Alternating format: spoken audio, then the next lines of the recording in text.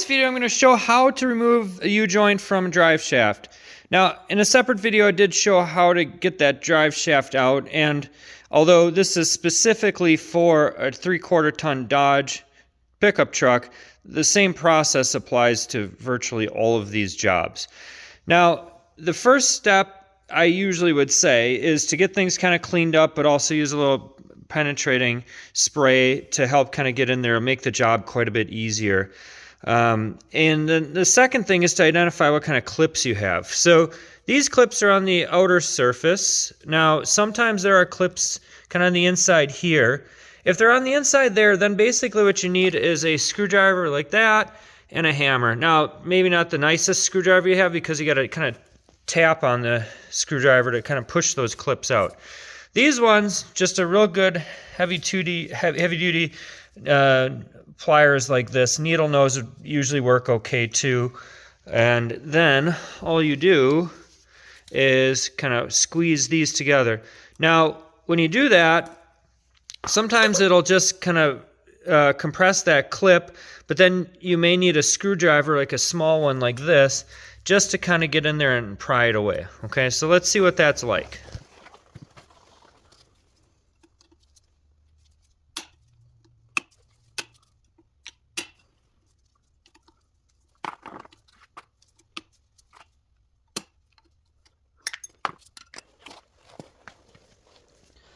All right, next step is to get the U-joint pressed out of there. Now, you can use a hammer to kind of pound down on that and get it out that way, but I don't think that's quite as graceful, and you can end up wrecking stuff if you're not too careful. And they do sell also, on the other end of the spectrum, actual kits that are officially used for this purpose and usually have some form of a C-clamp type clamp. With some additional spacers and pieces to help press those out of there. Now, unless it's really stuck in there, I've had a pretty good luck with just a regular C-clamp like this. And these are just sockets. So you need one that's the right size to push on the U-joint like that. So see how that fits in there like that. And then one that's big enough like this to be able to kind of receive that. So it has to be not too big, not too big that it won't contact this surface, but not so small that that inner portion here won't fit inside. So it's got to be just the right size. All right, so let's see how this works.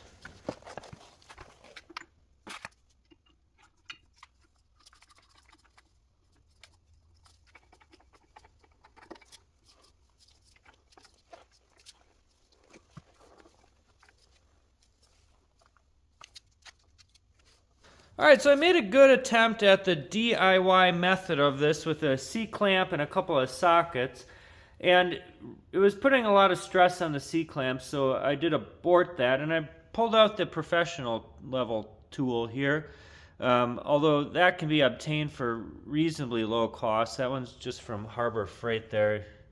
But in any case, had I been in a situation where I really had to use a C-clamp, like I didn't have the other tool and I needed to get it done right away, I would have used a little more rust inhibitor and penetrating spray like that, and then some heat.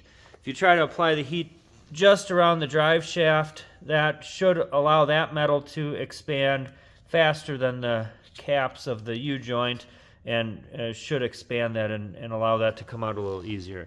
But I mean, this is also a 3/4 ton truck drive shaft, so lighter duty applications, tool like that may be much more adequate. But in any case, you can see how much beefier this is. Now granted, this one comes from China, so it may not be the best quality, but usually should work pretty well, and I've used it a few times in the past. In fact, this one even has just a slight bend to it from the past when I may have overloaded it a bit. But in any case, same principle. You have an opening for the cap to slide into, and then you have a piece here that is small enough to push on the cap from the other side, okay? So let's see what that's like in action here. All right, so I'll give a close-up so you can kind of see how this is working. So that is pushing in on this cap here, and then I have this one lined up such that that cap will be able to fit through this opening. Now, if your cap is bigger than that opening, then you may have to use certain kinds of spacers, as mentioned before.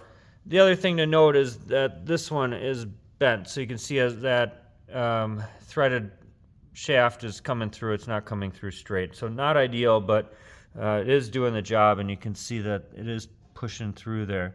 Now the other thing too I mentioned, in general you're not supposed to use impacts on these, but I find it to be quite a bit easier, so I just do it.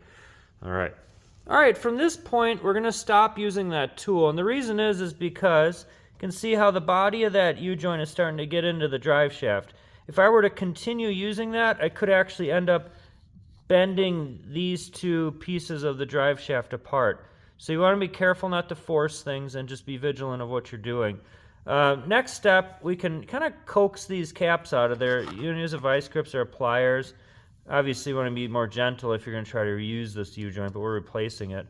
And then just something to kind of pry in here, and you should be able to kind of work that U-joint out of there, okay? All right, so now you can see how that's supposed to go. Once I got that pretty close, I was able to take that cap out, and then that gives some movement here to be able to allow, you can see how much freedom that gives that end in there. And then you can sort of coax this end out. Now, it doesn't always work that way. Sometimes you got to push that end through the other side, but I think in this case we'll be able to get that all off, and then we'll work towards installing the new one.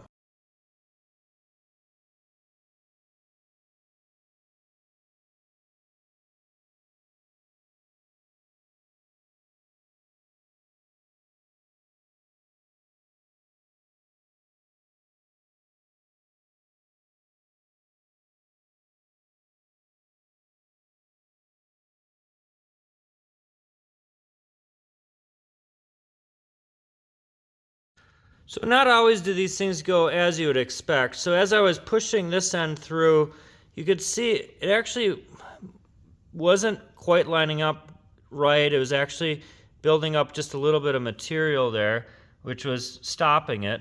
And then that end cap actually was forced off. Good reason to use eye protection, because that thing actually came off with reasonable force. So what I'll do now, I think, as the next best alternative to this thing coming out the way it should, I'll just take a grinder with a cutoff wheel and just cut this piece off here. Then I'll be able to push that cap back through the way it came without forcing it any further, because I don't want to distort the drive shaft or wreck that at all. All right.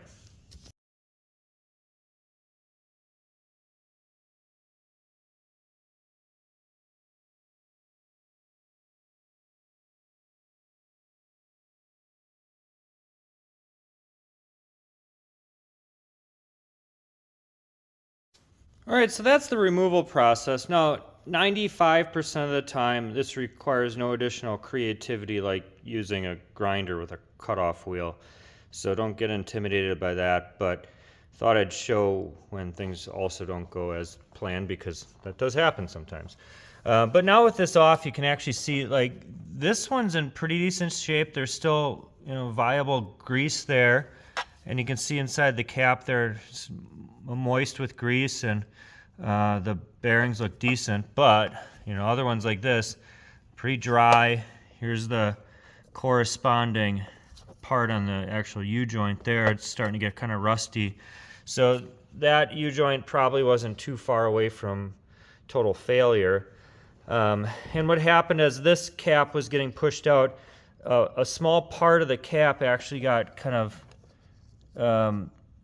knurled up in there and kept it from going any further. And had I forced that, I might have actually wrecked the drive shaft.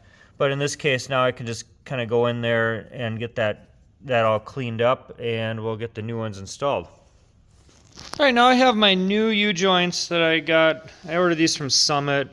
And I got Spicer, which is pretty good and reliable company, but multiple other suppliers and multiple other options for brands for these. But I wouldn't go on the cheaper side just because this is a somewhat time-consuming project. If you plan to keep your vehicle for a bit, just put quality items in there. And these ones are considered a little bit longer life. These ones are not serviceable. They no grease fitting on there, but that's just fine. These actually will survive quite a long time, and you don't need to maintain them. But in any case, a few things you'll need to note before you go ahead and order these. Now, some vehicles, the U-joints, there's just one type for that vehicle. But if you got a truck like mine, there's lots of different options and different sizes of these things. So you want to be calculated in terms of ordering them. Now, the best way to measure is use a caliper, but honestly, a tape measure is perfectly fine too. And the two measurements that you really want are you want a width of the whole U-joint like that. Now, on some, it's not the same. This one's the same. This distance here is the same as this distance here, but not on all of them. So just know what you have. And then the diameter of the cap. So like that, okay? So having those two measurements will allow you to make sure that you order the right ones. Now, when you get those shipped to you, you might notice some of them have different packs of clips here. Just read what it says to you. In this case, most of the time you're going to use these copper colored ones, which are on the thinner side, but occasionally you might need to use some of the thicker ones. But you want to be careful. You don't want to force these caps together too hard because that can compromise the seals there. So usually you're going to use the thinner ones. Now, these pre-greased, lubricated U-joints, they actually recommend not adding additional grease. Reason why is because that can end up forcing some additional lubricant, because lubricant, like water, is not compressible. That's going to squeeze out of those seals and potentially wreck those. In addition, I numbered these, so 1, 1, 2, 2, etc., because they actually say you'll get more rapid wear on these if you mix up the caps, because they're designed to be correlated to where they originated based on the amount of lubrication, etc. Okay? All right. Next step is to get this drive shaft kind of cleaned up and prepped. I got this one cleaned up. What I used is just a little wire brush like that, and then a little acetone or lacquer thinner or something to kind of clean out in there, because you can see how those start off. See all that junk in there? That will keep that clip from seating in there properly. And then if it doesn't, as this thing starts to spin, those clips could come flying out, and then so will your caps and your drive shaft will come off. So just want to get those nice and cleaned up. And then once that is, I would put a little bit of clean plastic or something down, because to get these on, you got to take those caps off, and you do not want dirt and debris getting inside of that and sticking to that grease. So try to be relatively clean once it comes time to putting the new U-joints in place. Okay? All right, so I got everything cleaned up, and I got a little clean plastic down just to keep debris from getting into the greased portion of the U-joint. And when we end up compressing those together and putting it in here, sometimes that happens with just a little gentle persuasion from a rubber mallet, but a C-clamp can be very helpful as well, and just like some round thing like a socket to be able to push on the cap, but yet be small enough to fit into the drive shaft opening. So we'll get going with this. I'll also use just a pinch of anti-seize just in case I got to take this apart some point in the future. And then a needle nose for these clips. I prefer a bent one, but any normal needle nose will typically work just fine. All right.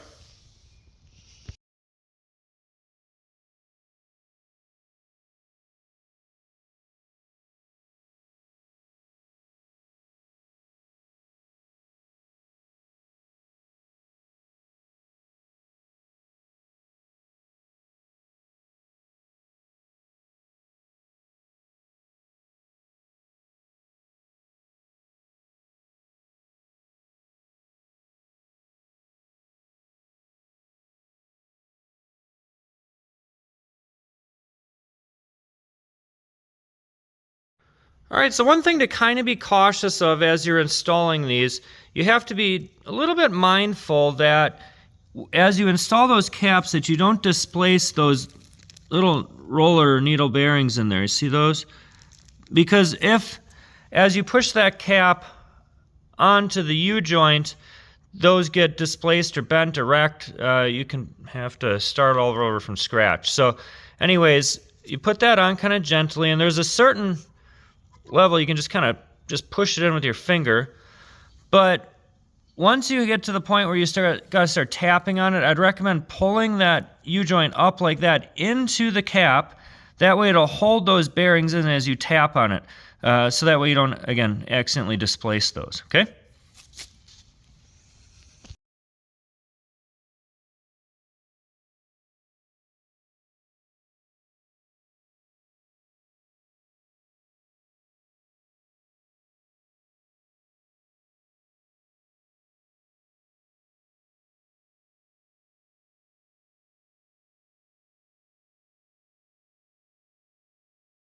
So as you're putting these in place, just be mindful that those clips are fully seated. You can see it looks pretty good on that side, but over here it's not. And one little tip that I have is if you just take a socket and place it just inside there and give it a little tap, that usually will put it right inside where it wants to go. And you saw me use the C-clamp, and that's just to provide a little bit of pressure. You're not trying to force these together. If something is being forced, you got to take it apart and just check to make sure that there's not something out of alignment or one of those needle or roller bearings is out of place or something like that. Okay? And then when it is all together, you want to make sure that it still rotates freely without much force. Okay? I mean, it should be snug, not loose, but also not kind of frozen in place, okay? All right, so now ready to install the drive shafts, and I did go ahead and paint them, make them look kind of nice, but one thing I'd recommend if you're gonna go ahead and do that is to set them up something like this so that way you can get an even coat of paint all the way around, because although dried paint doesn't weigh much, if you get a really unbalanced coat on there, it can add just a little bit of weight to one side and change the balance of those. Anyways, let's get those nice shiny drive shafts back on the truck. Alright, so now the drive line's all installed. Looks pretty good. Everything's torqued to spec. I'll go ahead and test drive it, just make sure there's no new noises or vibrations, things I don't expect. And in case you didn't check it out already, I do have a separate video on how to replace that center support there while you're doing the rest of the job with the U-joints. It seems like good policy. But thanks for checking out the video. Appreciate that. Feel free to leave comments and please like and subscribe.